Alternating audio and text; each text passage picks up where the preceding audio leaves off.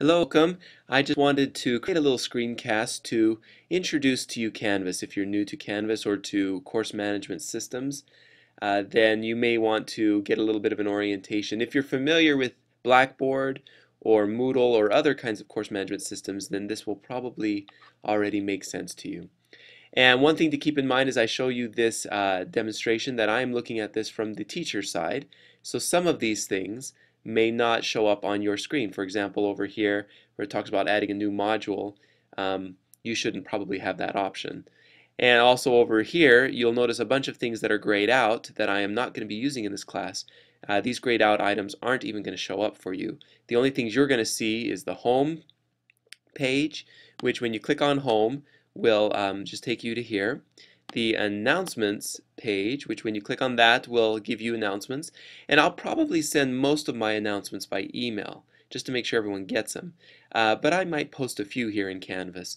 But this first announcement page has links to the official class website where the assignment pages and rubrics are at, as well as links to Gradebook where I'm going to do grades. And if you remember, I talked about that I have the syllabus and the gradebook in the BYU Learning Suite system because they're asking all of the instructors to do that, and that's to your benefit as students because once all your teachers are using BYU syllabus and BYU gradebook, then you only have to go to one place, log in, and then see all of your syllabi and all of your grades in one place. So I'm being a good soldier and I'm playing along with that, and so I'm going to do grades and my syllabus in the BYU Learning Suite system.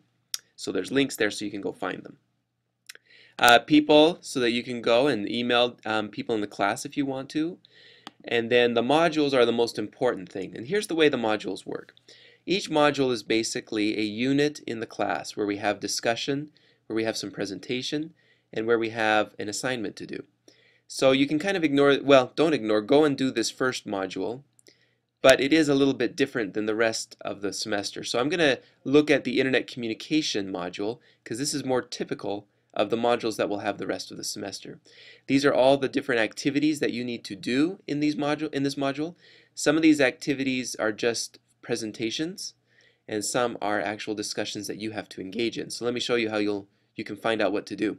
If you go and click on class websites, then I usually will start out each unit with a page where I just kind of discuss what you're going to do and then say to complete this module you have to do these things, and that way it's hopefully very clear to you about what you're supposed to do. Now it doesn't say that you have to post a response to this message. This is just for your information, but I left it as a discussion so that if you have any questions about what I'm saying, if you're confused about anything that I've said here, you can add a new entry and basically leave a little question for me that I can answer. But assuming that you read through this and it all makes sense, then you go click on the next button, go to Internet Communication, and here there will be a presentation for you that you can view, a video presentation where I will go through and talk to you about the unit that we're doing. So if you were to just click play, you would hear me give you a video presentation. And then at the end, if I have a question that I want you to respond to, I will post it here at the end. Here I don't. I say don't worry about answering the questions here. I had some in the video, but I'm not going to ask you to respond to them here. Just move on to the next step. So go on to the next step. Here I have the assignment, and all of my assignment pages are actually on my website, so I'm going to link out to my website. And if you were to click on this, it would take you out to the class website assignment page. So after you look at the assignment, you can again post a question if the assignment is confusing to you, and I can respond to your question and hopefully clear it up for you and your peers. So then you go on to the next module. Because the Internet Communication module is supposed to take 4 weeks, I give you 2 presentations to view, kind of as if you were attending class 2 different times. So here's the second presentation. There is no assignment in regards to this presentation, so that's why it comes after the assignment page, but there are some discussion questions down below. So once again, I want you to view this presentation, and then if you scroll down below, I do have some questions for you this time.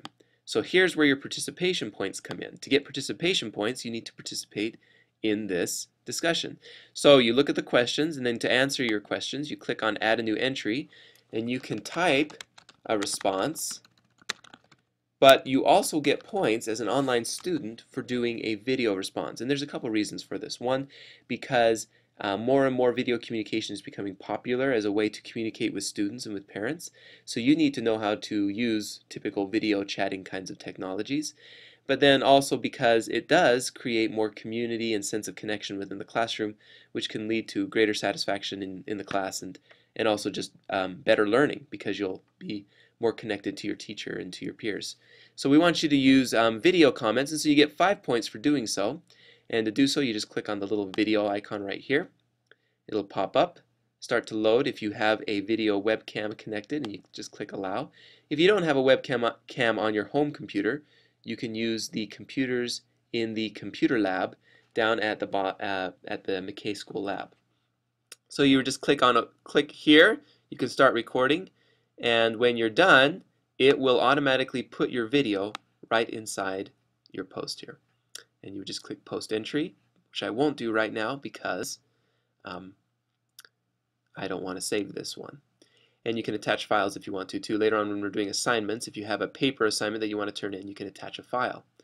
And that's it. This is the last part of this module. You can see that the next button actually takes you to the next module. And so that is how you can do organize yourself in Canvas. That's how you can complete the assignments and participate in the discussions and do the modules. If you have any questions, please respond with a question down below.